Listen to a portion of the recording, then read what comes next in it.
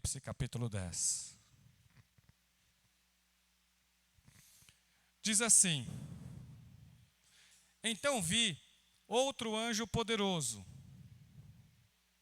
que descia dos céus.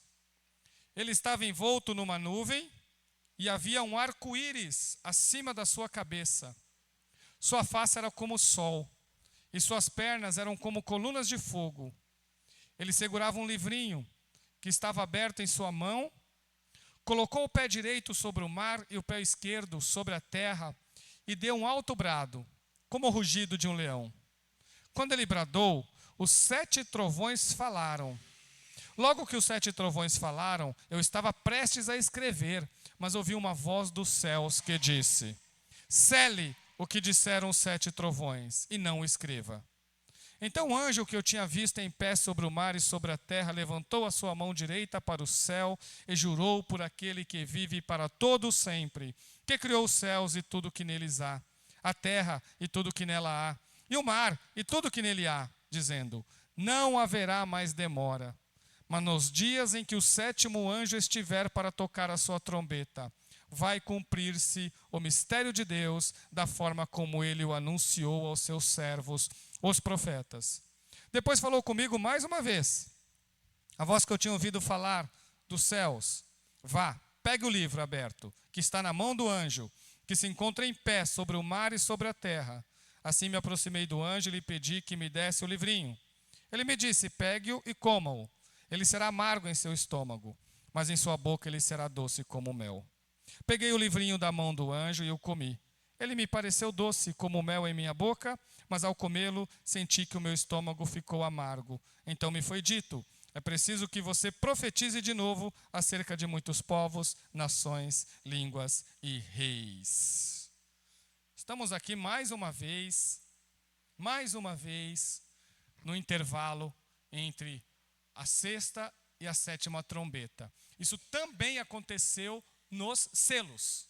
Entre o 6º selo e o 7º selo, houve ali um interlúdio, houve ali um pequeno intervalo onde o profeta, onde o servo do Senhor, o João, falou sobre a proteção de Deus acerca dos 144.000, lá no capítulo 7, e depois ele complementa dizendo que esses 144.000 representa multidões e multidões de pessoas entre esses servos de Deus. Está fazendo mais uma vez, agora entre a 6ª e a 7ª trombeta, mais um interlúdio, mais um intervalo, para falar exatamente sobre o profeta João e também sobre a igreja, sobre os profetas de Deus. É isso que o livro está apresentando aqui, sobre aqueles que pertencem a Cristo. Só não vai ter nas taças. Nas taças não tem esse intervalo. As 7 taças é apresentado de forma ininterrupta. Talvez porque já lá nas taças, a gente fala sempre do aumento da intensidade que o livro do Apocalipse apresenta. Quando chegar na taça, né, a intensificação se torna tão grande que já não há mais espaço para ter uma pausa, né? E essa pausa não quer dizer pausa temporal, é simplesmente uma pausa estilística, é literária. É só para João apresentar algumas mensagens que os anjos estão passando para ele. Como todo o livro de Apocalipse, a esse também, o capítulo 10 também, deve ser visto de forma simbólica. Não muda, gente. Eu vou manter esse padrão até o fim. Por quê? Porque a gente precisa ser coerente. A gente precisa ser coerente naquilo que a gente apresenta. Eu não posso colocar metade literal e metade simbólico. Ou ele é simbólico ou ele é literal. Não, a gente não consegue ver na leitura do texto a literalidade. Um exemplo, a gente encontra aqui já um termo que é apresentado sobre um anjo forte. Um anjo forte. Quando que ele foi apresentado? Lá no capítulo 5 também tem um anjo forte. Lá também é apresentado, que foi o anjo que bradou, dizendo assim: quem é digno de abrir os selos? Quem é digno de abrir os selos? E agora temos mais uma vez, se é o mesmo, não sabemos, né, mas é um anjo forte também. Quando as pessoas que leem isso daqui, elas ficam se perguntando: que anjo que é esse? Eu vou ler para vocês aqui, do 1 ao 3, mais uma vez.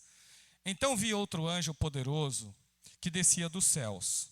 Ele estava envolto numa nuvem, e havia um arco-íris acima da sua cabeça. Sua face era como o sol, e suas pernas eram como colunas de fogo.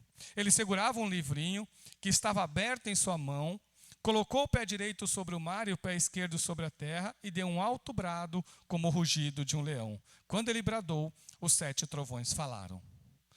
Quando nós lemos todos os detalhes que nós vimos aqui, face como sol, pernas como coluna de fogo, a sua mão, na sua cabeça acima, uma coroa, um arco-íris. Aqui está falando do arco-íris. A gente vê também sobre o alto brado, o pé direito no mar, o pé direito, o pé esquerdo na terra. Quando a gente vê isso, ele é muito parecido com a descrição de Jesus lá no capítulo 1. Então, muitos estudiosos acabaram concluindo, né? Inclusive um grande estudioso, que é o que eu mais consulto para pesquisa. Ele diz que realmente isso é uma representação de Jesus. Só que aí eu vou discordar do Gregory Beale, que é o autor que eu mais leio, que escreveu talvez o melhor comentário de Apocalipse do mundo. Né, do mundo. O Brasil traduziu o curto, né, ele tem um comentário completo, né, que é um comentário de 1.300 páginas, ele tem um comentário curto de 400 páginas. Esse de 400 páginas está traduzido para o português, onde ele não faz debate na língua grega, ele vai só para as conclusões. E nos dois livros, ele cita exatamente que esse anjo poderoso aí é uma representação de Jesus. Eu vou ter que discordar dele dessa vez. É a única vez em todo o meu comentário, em toda a minha pregação de Apocalipse, que eu vou discordar dele. Porque esse anjo aqui, ele jura pelos céus, pelo aquele que vive. Né? Então, eu vou manter o que eu estou falando de forma coerente. Se está escrito anjo, é anjo. Eu vou manter até o final. Então, muitos estudiosos defendem que é anjo mesmo. Apesar dele ser poderoso, apesar dele ter muita, vamos dizer assim, ele ser um anjo glorioso, um anjo diferenciado, ele realmente é um anjo diferenciado. Ele é apresentado aqui como anjo diferenciado, ele é um anjo. É um anjo diferenciado lá de Deus. Irmãos, Deus tem milhões e milhões de anjos. Todos criados por Deus. Todos com suas funções, todos com suas atuações. Anjos que atuam na terra, anjos que louvam a Deus no céu, anjos que estão do lado dele no trono, anjos que cuidam da igreja, anjos que cuidam dos crentes. Deus tem anjos para cuidar de todo o seu reino. Dessa multidões de anjos, alguns são destacados. Como, por exemplo, Gabriel, que é citado por nome, o Miguel, que é citado por nome, e esse anjo poderoso também aqui, que é destacado exatamente pela forma como João o enxerga. Lembrando que o enxergar de João é simbólico como ele faz. Irmãos, o que a gente aprende aqui? O que Deus fala conosco aqui? É o seguinte, olha, Deus reina sobre o mundo físico, sobre o universo e sobre o mundo espiritual. Não tem nada em que Deus não tenha a sua mão, o seu controle, o seu reinado. Nós vimos na pregação passada, de quarta-feira, que Deus ele reina inclusive sobre o mundo rebelde. O mundo rebelde não está fora do controle de Deus. Porque a gente acha que as pessoas rebeldes está tudo distante lá. Deus tem controle até sobre a rebeldia. Observamos quando nós lemos o capítulo 9, deixando isso bem claro. E Deus também tem controle sobre todo o mundo físico, o cosmos e todo o mundo espiritual. Tudo que existe no mundo espiritual está debaixo da mão potente de Deus. Esse é o Deus que nós servimos. Deus não tem rivais. Deus não tem rivais. Não existe rivais para Deus. Eu vou trazer para vocês algumas coisas interessantes aqui. Eu sempre deixo para depois, mas eu acabo não aguentando, então eu vou trazendo spoilers do futuro, né, para os próximos textos. Olha o que diz aqui, que esse anjo coloca o pé direito sobre o mar e o pé esquerdo sobre a terra. Mostrando domínio, tanto sobre o mar quanto sobre a terra. Então ele domina o mar e ele domina a terra. Por que isso é importante em Apocalipse? Por que colocar esse detalhe aqui? Porque nós vamos chegar lá no 13. Nós vamos chegar no 13 ainda. E do 13 vai surgir uma besta do mar e uma besta da terra. E vai emergir de lá. Só que ela não manda nem no mar e nem na terra. Ela vai sair de lá. Mas quem domina lá ainda é o Senhor. Porque às vezes nós achamos que a besta faz o que quer, do jeito que quer. Inclusive a besta, que é o anticristo. Inclusive a besta do mar, que é o falso profeta. Inclusive estes seres espirituais do mal está debaixo daquele que colocou os pés sobre o mar e sobre a terra. Quem reina é Deus. Quem reina é Deus. O que o inimigo faz é procurar fazer formas de anular o que Deus está fazendo. Isso ele tenta fazer. Ele tenta tirar, né, essa autoridade, ele tenta tirar das pessoas o vislumbre da gloriosidade do nosso Deus. Nós vamos chegar, já estamos chegando, já estamos nos 10, estamos na metade do Apocalipse, gente. Quando a gente chegar no 12, nós vamos ver a tríade do mal. Porque Deus não é trindade? Deus não é Pai, Filho e Espírito Santo? O mal também tem a sua tríade, que é o dragão, o anticristo e o falso profeta. Nós vamos chegar lá. E nós vamos falar dos três. Então, mas aqui, Deus já deixa bem claro, antes que chegue lá, Deus já tem lá o seu panorama dizendo, fala assim, olha, vai chegar lá, vai ser falado do mar, vai ser falado da terra novamente. Mas quem fincou os pés na terra e no mar foi o anjo poderoso do Senhor. E ele brada por aquele que vive para todo sempre. Ele brada por aquele que vive para todo sempre. E ao falar, 7 trovões começam a... E disse, quando ele fala, está aqui, ó, quando ele bradou, 7 trovões falaram. A voz estrondosa do Deus Todo-Poderoso. Então, irmãos, Deus governa, Deus reina, e aí a gente vê aqui o reinado de Deus sobre todo o cosmos. Quem reina no mundo é Deus. Esse mundo tem dono. Esse dono é Deus. E Deus também fala. E quando Deus fala, a terra treme. Eu estava vendo uma reportagem que no século XIX houve um estrondo na região lá da Tanzânia que atingiu quilômetros de distância. As pessoas que moraram próximo tiveram seus tímpanos estourados, que ela atingiu quase 200 decibéis. O tímpano humano aguenta no máximo 130. Parece que chegou a 180, 176, 180. Quem estava próximo teve os seus tímpanos estourados. E foi um simples vulcão que entrou em erupção.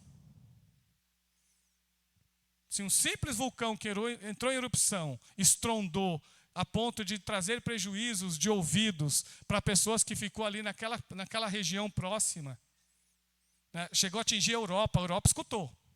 Eles foram fazer os decibéis, esse decibéis desse estrondo alcançou inclusive a Europa, né? Quilômetros, muitos quilômetros de distância. É como se daqui no Brasil escutasse lá nos Estados Unidos, mais ou menos essas distâncias aí.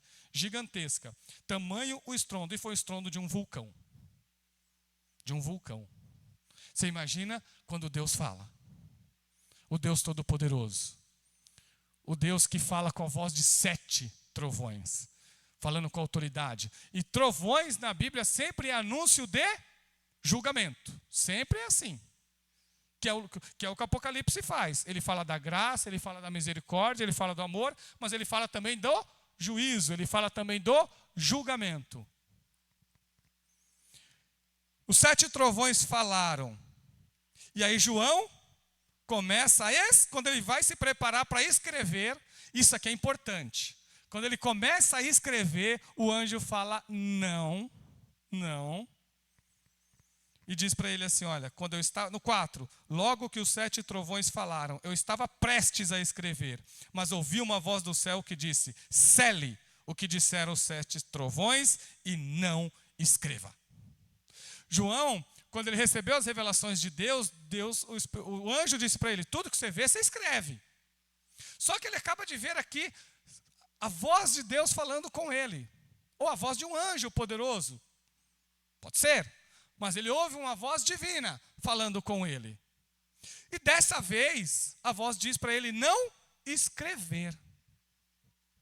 Para ele não escrever. Como aqui são 7 trovões, e o Apocalipse sempre vai usar o 7 como referência, podemos aumentar aqui, porque nós temos aqui só é especulação agora. Tivemos 7 selos, 7 trombetas e 7 taças. Será que algum 7 também? Só que dessa vez Deus não falou para ele escrever? É possível? Mas o que é importante falar para vocês aqui? E é agora que serve para nós, que estamos estudando o Apocalipse, que estamos ouvindo, estamos pregando no Apocalipse para vocês. Quem disse que Deus revelou tudo para nós? Quem disse que Deus falou tudo o que tem que falar? E serve para todo mundo que se aventura em ser mestre de profecia. Quem disse que Deus detalhou todo o programa do futuro para nós? Quem disse que nós sabemos tudo o que vai acontecer lá no futuro? Isso aqui, esse capítulo serve para nós sermos mais humildes e saber, nem tudo Deus revelou.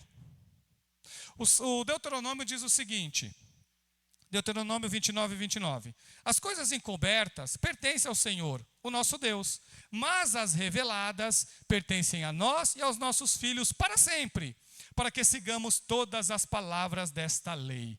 Aquilo que Deus revelou, aquilo que Deus mostrou, é para nós sabermos, é para nós conhecermos, é para nós aprendermos. Mas aquilo que Ele não revelou, aquilo que Ele não mostrou, não é para a gente saber. E como a gente fica assim, querendo constantemente saber coisas que Deus não nos revelou. Perguntaram uma vez para o Santo Agostinho de Hipona, falaram para ele assim, olha, como que você explica Deus antes de Deus criar o universo? Onde que Deus estava antes de Ele criar todo o universo? Aí o Agostinho falou assim, olha, a sua pergunta não cabe. Sua pergunta não cabe, porque quando Deus criou o universo, Ele criou também o tempo.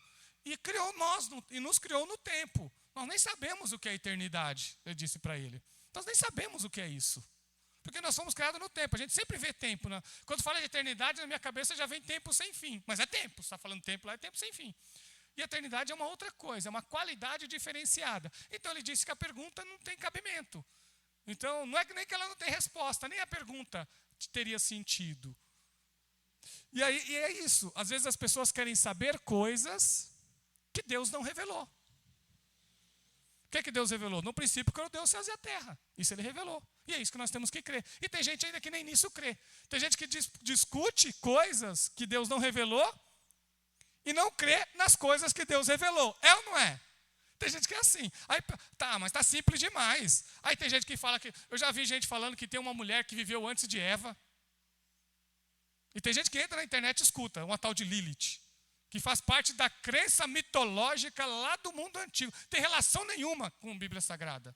Tem nenhuma relação com a Bíblia Sagrada. E tem gente que diz que teve essa mulher que foi criada por Deus. Aonde que tirou isso, gente? Se a Bíblia fala que Deus criou Eva como a primeira mulher. Aí a gente quer saber de coisas que Deus não revelou. Irmãos, mais uma vez eu vou repetir. Se está escrito, é para a gente saber. Deus revelou. Se não está escrito, não tem necessidade da gente saber. É porque Deus não quer que a gente saiba. E pronto. Então cabe a nós termos a humildade e saber que nem tudo Deus nos mostrou. Paulo foi levado ao terceiro céu.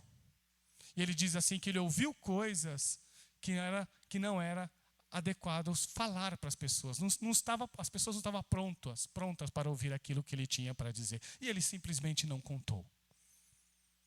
Paulo diz assim também, lá em 1 Coríntios, fala que a gente sabe em parte só. A gente só sabe em parte. O que nós sabemos, gente, é muito pouco.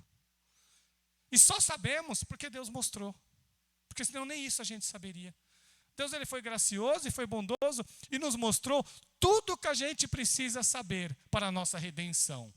Tudo o que você precisa saber para a sua redenção, para a sua vida com Deus, para a sua vida de comunhão com Deus, tudo que você precisa saber sobre isso, Deus te revelou na sua palavra. Fora isso, Ele não revelou. E esse livro já nos dá essa orientação. E o livro de Apocalipse é um desses livros que a gente teima em achar coisa lá. A gente teima em achar coisa, a gente caça, a gente procura e a gente inventa. E acaba trazendo muitas leituras que acaba depois nem se cumprir mais, nem se cumpre o que foi falado. Por quê?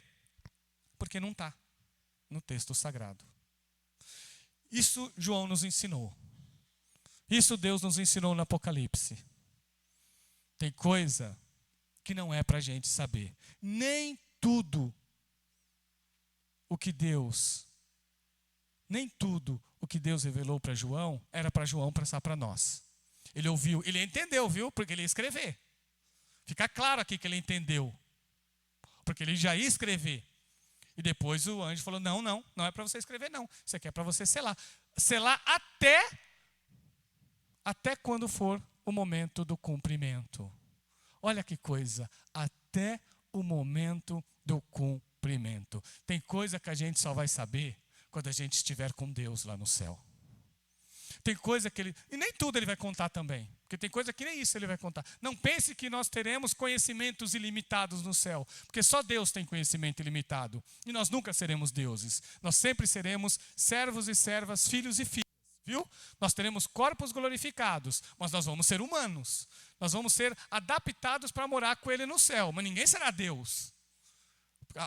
O nosso conhecimento vai ser ampliado? Sim, porque Paulo fala que agora a gente conhece em parte, depois nós vamos conhecer plenamente. Então o nosso conhecimento vai ser ampliado. Eu creio nisso. Então nós vamos saber muitas coisas que nós não sabemos, mas nós não vamos saber tudo nem no céu. Nós não vamos ser oniscientes no céu. Só Deus é onisciente. Nós ainda teremos limitações, que não serão as mesmas daqui, mas ainda terá a limitação de um ser criado. Vai ser um ser glorioso? Será um ser glorioso. Porque o nosso corpo vai ser transformado em glória. Mas ainda assim limitado. Então nem tudo. Cabe a nós termos essa humildade. Que enquanto nós estivermos aqui, algumas coisas nós vamos saber. Outras nós não vamos saber. No Apocalipse é a mesma coisa, gente. A mesma coisa. Tem coisas que está aqui que nós não vamos saber direito. Essa que é a verdade. Nós não vamos saber direito. Tem coisas que nós vamos ter suspeitas. Então não dá para nós chegarmos aqui e bater o martelo e falar assim, olha, cuidado, o Apocalipse é um livro que nem cabe palavras como heresias. Olha, por exemplo, né, eu falei para você de um estudioso que eu falei que eu não concordei porque eu li muitos outros. Mas é o melhor comentário do Apocalipse. Ele diz que é Jesus, por exemplo. Não é só que em lugar nenhum Jesus é chamado de anjo. No Apocalipse não. Jesus é o Cordeiro no Apocalipse. Então, de certa forma, fica melhor ver como anjo mesmo. Por mais que ele diga isso, para você ver que não há certezas. Ele debate sobre o assunto e ele passa a opinião dele. Mas fica no campo da gente, certezas absolutas nós vamos saber? Não. Mas nós sabemos que é um ser glorioso e um ser de Deus. Um ser de Deus. Que é apresentado aqui de uma forma diferenciada dos outros anjos. Essa que é a verdade. Mas é anjo. Olha o 5, vamos ver porque é anjo, olha o 5. Então, anjo. Então é anjo. Se está escrito é fácil, né? Você não erra. Está escrito, você não erra. É anjo. Então, o anjo que eu tinha visto em pé sobre o mar e sobre a terra, levantou a mão direita para o céu e jurou por aquele que vive para todo sempre. Que criou os céus e tudo que neles há, e a terra e tudo que neles há, e o mar e tudo que neles há, dizendo, não haverá demora. Não haverá demora.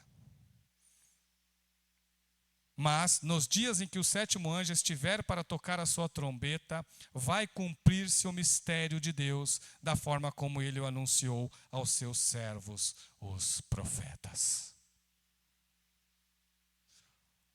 Vai, irmãos, tudo aquilo que Deus falou. E agora sim, se Ele falou, se foi o que Ele falou, Ele vai cumprir. Deus tem um tempo para todas as coisas. Deus tem um tempo para todo o universo. Deus tem um tempo para a sua vida. Deus tem um tempo para a sua vida. Tudo dentro do plano dele. Quando nós falamos de Deus atuar no tempo, nós temos que entender que tempo para Deus não é igual ao tempo para o ser humano. Deus, ele atua dentro da perfeição do tempo, coisa que nós não temos. E ele tem esse controle. Se ele criou o tempo, ele também é Senhor do tempo. Ele é o Senhor. Então, no tempo certo, tudo aquilo que ele falou se cumprirá. E é isso que ele está dizendo para o João. É assim que ele responde à oração das almas que haviam sido mortas pelo testemunho do Evangelho de Jesus. Cara, até quando que eles clamam diante do altar, lá no capítulo 6? Até quando? Até quando? Até quando? Essas coisas vão ficar assim. E Deus está dizendo mais uma vez, tanto para eles quanto para João: não vai demorar. Esse tempo vai chegar. O cumprimento será. E a sétima trombeta a sétima trombeta já é a do juízo final. Então, a sétima trombeta já representa o fim. Já representa o fim. E depois nós vamos voltar novamente para o ciclo. Então, gente, Deus está dizendo assim para o seu servo: não haverá mais demora, aquilo que eu falei se cumprirá, a justiça se fará presente, aqueles que se arrependerem vão receber de Deus a salvação, aqueles que não se arrependerem vão receber de Deus o juízo. Tudo o que ele havia dito até aqui, o capítulo 10, e tudo o que ele vai dizer dos capítulos em diante, Deus há de cumprir. Deus há de cumprir. Quando Pedro estava lá na Porta Formosa, onde tem aquele rapaz manco, e Pedro orou por ele, falou: em nome de Jesus, levanta e anda. As pessoas viram o atuar de Deus, e Pedro pregou ali mesmo perto do templo. Aí tem uma parte que Pedro diz assim, quando ele fala sobre Jesus: é necessário que ele permaneça no céu, até que chegue o tempo em que Deus restaurará todas as coisas, como falou há muito tempo por meio dos seus santos profetas. O Apocalipse faz a mesma coisa. Ele diz que Deus há de revelar todo o mistério. E aqui que a gente precisa passar para vocês. O que é mistério, gente? Mistério não é igual no mundo moderno. Mistério na Bíblia não é igual no mundo moderno. Mistério na Bíblia é aquelas coisas que a gente não sabe direito, né? Que é mostrado para poucas pessoas. Algumas pouquinhas pessoas sabem. Algumas pessoas mais expert conseguem entender. Isso é mistério. Na Bíblia, não.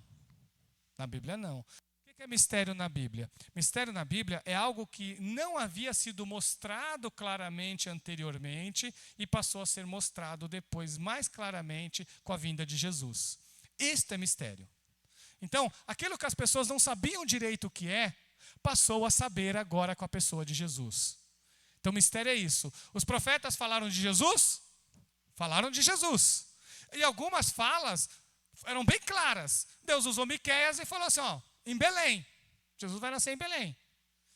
Então, quem leu, percebeu. Olha, é em Belém que vai nascer o Messias. Só que tem coisas que não ficou tão claras. Por exemplo, o sistema de sacrifícios. Não está muito claro. Os judeus não tinham tanta clareza assim. Eles sabiam que tinha um propósito futuro. Mas qual era completamente esse propósito? Eles não sabiam. Inclusive, algumas profecias que falavam do Messias gerava neles algumas tensões, por exemplo. Jamais passou pelo imaginário judaico antigo que o Messias que eles esperavam iria morrer numa cruz. Jamais. Isso para eles era inimaginável. Que aquele rei ungido que eles esperavam viria para sofrer e morrer numa cruz. Isso é um mistério. Coisa que antes eles não sabiam direito. Coisa que antes eles não tinham uma grande compreensão. Aí quando chega Jesus, vem Jesus e coloca tudo às claras. Passa a ser revelado, passa a ser descoberto aquilo que eles não sabiam direito. Isso é mistério na Bíblia. Cuidado que mistério na Bíblia não é aquela ideia assim, Deus está me mostrando um mistério aqui para você. Não é isso, gente. Não é isso. Isso aí é a nossa concepção de mistério. Tá bom? Isso é moderno. Isso é coisa do século XXI, de brasileiro do século XXI. A Bíblia nunca teve essa ideia. Ela já disse, né? Se não é para saber, se não está escrito na Bíblia, não é nem para saber. Então não tem mistério nenhum aqui, nesse modelo moderno da palavra. No modelo bíblico, mistério significa tudo aquilo que Jesus veio trazer, que não havia estado tão claro para as pessoas anterior dele. A encarnação é um mistério, não é? É um grande mistério. Aí continua até hoje, né? Que a gente não consegue entender direito, se for pensar no modelo moderno da palavra. Mas Jesus veio, se encarnou, se tornou um ser humano. Teve um ministério de 3 anos, curou pessoas, abençoou pessoas, salvou pessoas. Foi preso, morto e ressuscitou ao 3º dia. Isto se chama mistério da fé. É isso que a Bíblia diz. A Bíblia diz que isto é o mistério da fé.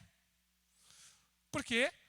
Porque Deus estava mostrando naquele momento através da pessoa de Cristo Jesus. E o que o anjo está dizendo aqui? Que quando o anjo tocar a sua trombeta, vai cumprir-se o mistério de Deus. E o que a 4ª trombeta mostra? O que a 7ª trombeta mostra? Perdão, a vinda de Jesus. É isso que ela mostra, a vinda de Jesus. Que já está lá no capítulo 11, que nós vamos ler depois. Que nós vamos depois chegar lá, já estamos chegando já. Porque o próximo sermão vai ser sobre as 2 testemunhas. Que todo mundo tem interesse de saber quem são também. Vai ficar para o próximo sermão. Hoje nós vamos nos concentrar em João. E aí ele continua. Da forma como ele anunciou aos seus servos, os profetas. Então tudo aquilo que Deus havia anunciado aos profetas, inclusive a João, Deus irá cumprir no dia da volta de Jesus. Irmãos, a nossa vida é assim. Servir a Jesus é ter a humildade de saber que nem tudo ele vai mostrar. Sabe, tem gente que acha que Deus tem que mostrar tudo para ele. Deus não tem que mostrar nada, gente. Deus não tem obrigação nenhuma. Ai, eu vou orar aqui porque Deus tem que falar para mim, Deus tem que me falar porque eu estou passando por essa luta. Não, Deus não tem obrigação de fazer isso. Ele não tem obrigação de falar porque você está passando pela sua luta. Ele não é nosso servo. Ele é nosso Senhor, Ele é Deus.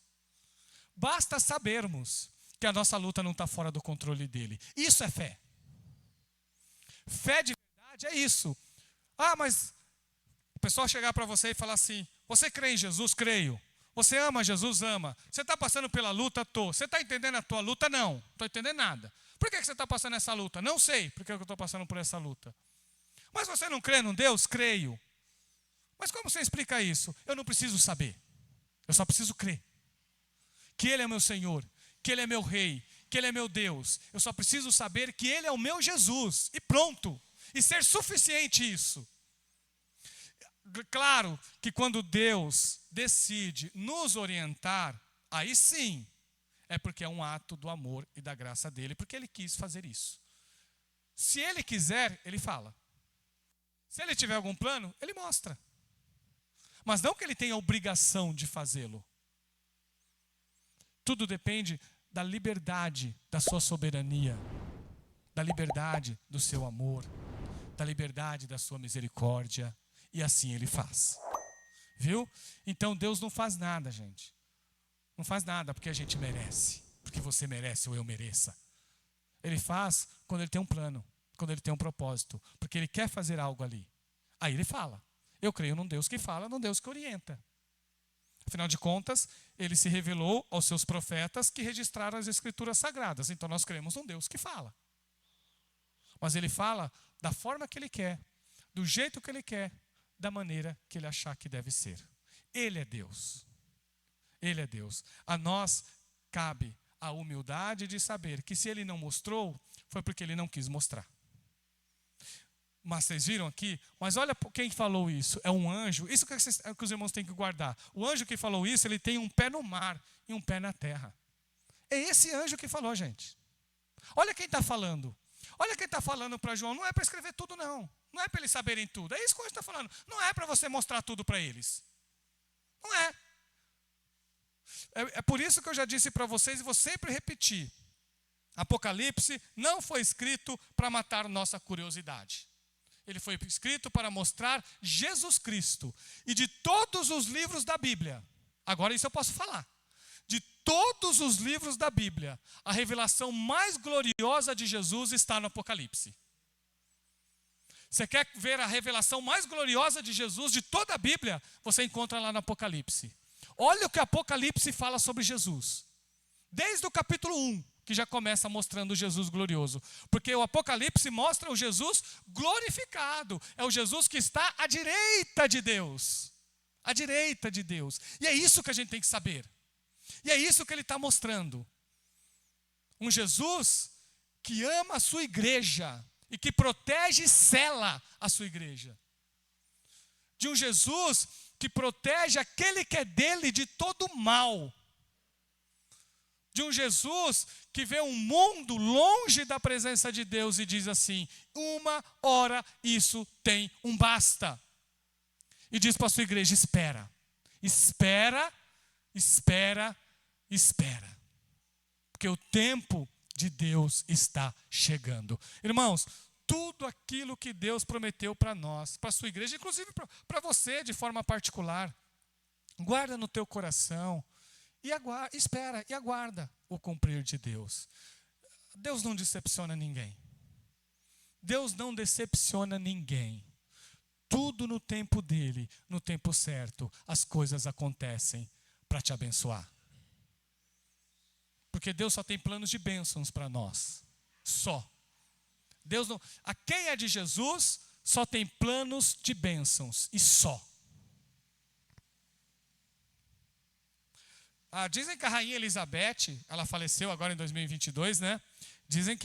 Ela fez isso mesmo, que quando ela estava lá na Austrália, em 1986, ela escreveu uma carta para os cidadãos da cidade, da capital, que é Sydney, porque uma das rainhas que teve lá na Austrália era sua bisavó. Então, em homenagem à sua bisavó, ela escreveu lá bastante coisa sobre a cidade, sobre uma construção de um prédio que estava lá. Só que ela falou assim, ela selou e falou: vocês só vão ler isso daí em 2086. 100 anos depois. Está lá até hoje guardado no cofre. Tá para o público ver, está numa vidraça, quem um dia for visitar. Está lá, está seladinha. Em 2086, o prefeito da cidade pode tirar e ler. Está todo mundo curioso. O que essa mulher falou? Que ela já morreu agora, 60 anos praticamente depois, né? Não sei nem se nós vamos estar lá para ver essa reportagem quando tiver, mas ela fez isso. Então, se um humano, gente, sela, e por que Deus não sela, né? Ela deve ter aprendido com Deus isso daí, aprendido com o Apocalipse.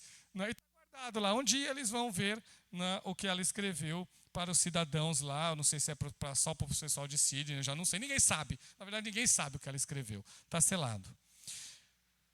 Só que, gente, só que quando Deus disse para João esperar, não disse só para João esperar, para ele ficar esperando de forma inerte. Não foi isso. Não foi assim que ele falou: você está esperando? Fica sentadinho aí e espera as coisas acontecerem. Não, João é um servo de Deus. João é um profeta de Deus. Aqui ele está agindo muito parecido com os profetas do Antigo Testamento. A sua comissão profética, o seu chamado profético é muito próximo do que os profetas tiveram de Deus no Antigo Testamento. Então ele diz o seguinte, olha o que diz do 8 ao 10. Depois falou comigo mais uma vez a voz que eu tinha ouvido falar dos céus. Vá, pegue o livro aberto que está na mão do anjo que se encontra em pé sobre o mar e sobre a terra. Assim me aproximei do anjo e lhe pedi que me desse o livrinho. Ele me disse: pegue-o e coma-o. Ele será amargo em teu estômago, mas em sua boca será doce como mel. Peguei o livrinho da mão do anjo e comi. Ele me pareceu doce como mel em minha boca, mas ao comê-lo senti que o meu estômago ficou amargo. Era para João pregar.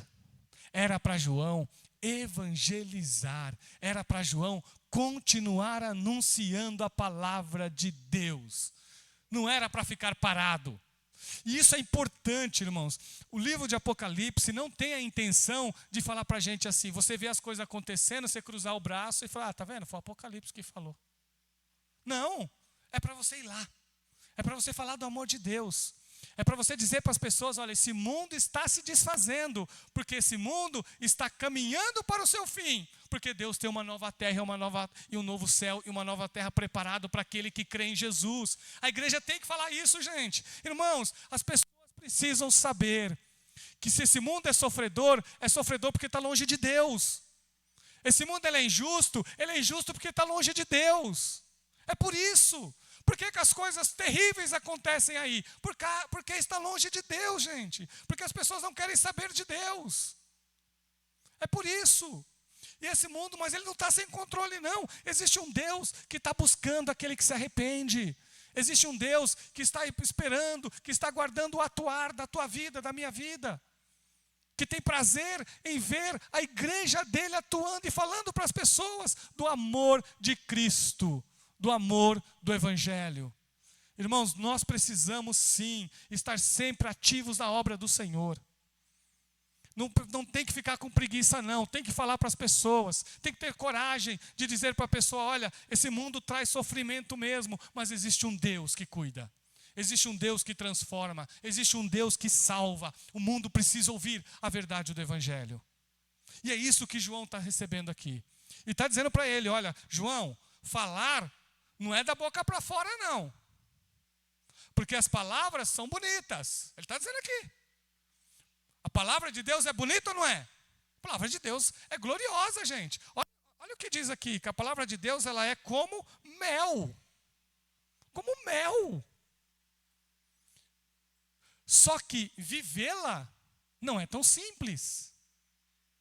Vivê-la, às vezes, nós teremos que sentir o gostinho de um Deus, de um ser humano também, que vê o mundo longe de Deus e chora por ele. Isso é o tragar no estômago. É viver a palavra. É saber que Deus tem um plano de salvação para todo aquele que nele crê. Mas há também um juízo para todo aquele que não crê. Então, a palavra de Deus, o salmista fala lindamente quando ele diz, como são doces para o meu paladar as tuas palavras, mais que o mel para a minha boca. Isso é o Salmo 119, 103. A palavra de Deus, ela é gloriosa. Ela é gloriosa.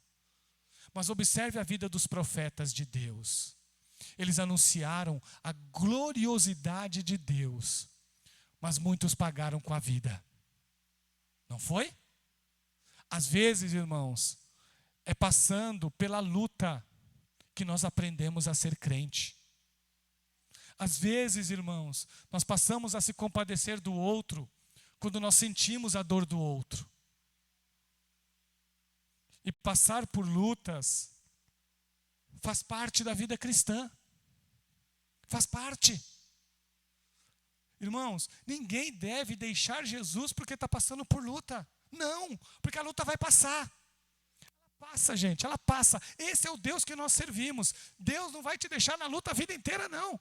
E Ele ainda promete um dia que não vai demorar. E aí não vai ter luta nenhuma. Não terá luta nenhuma. Vai chegar um dia que as lutas acabarão. Por completo. Por completo. Vai chegar esse dia. Mas nós temos que saber que servir a Jesus é estar servindo a um Deus glorioso, que cuida de cada detalhe da nossa vida. Mas um Deus que permite que nós passemos por lutas e por dificuldades para a gente aprender e para a gente crescer. Mas Ele cuida de nós. E a mensagem é para quem? É para os seus amigos? Ah, mas a mensagem é só para as pessoas que eu gosto. Olha o que diz o 11. É preciso que você profetize de novo acerca de muitos povos, nações, línguas e reis. Olha aí, já estou introduzindo a campanha ao Pátio. Começa domingo, né? Começa domingo? Está aí já, mais uma vez a palavra de Deus dizendo. Para quem é para quem é a profecia? Para todos os povos, para todas as nações, para todas as línguas, para todos os reis. O mundo inteiro é para ouvir a mensagem do Evangelho. É para o Cantagalo ouvir, mas é lá para o pessoal lá do Oriente também ouvir. É para o pessoal lá da Ásia também ouvir. É para o pessoal lá da América do Norte também ouvir. É para o pessoal lá da África também ouvir. É para o pessoal lá da Europa também ouvir. É para o mundo inteiro. É para o mundo inteiro. Porque é a palavra de Deus. É isso que Deus tem para nós.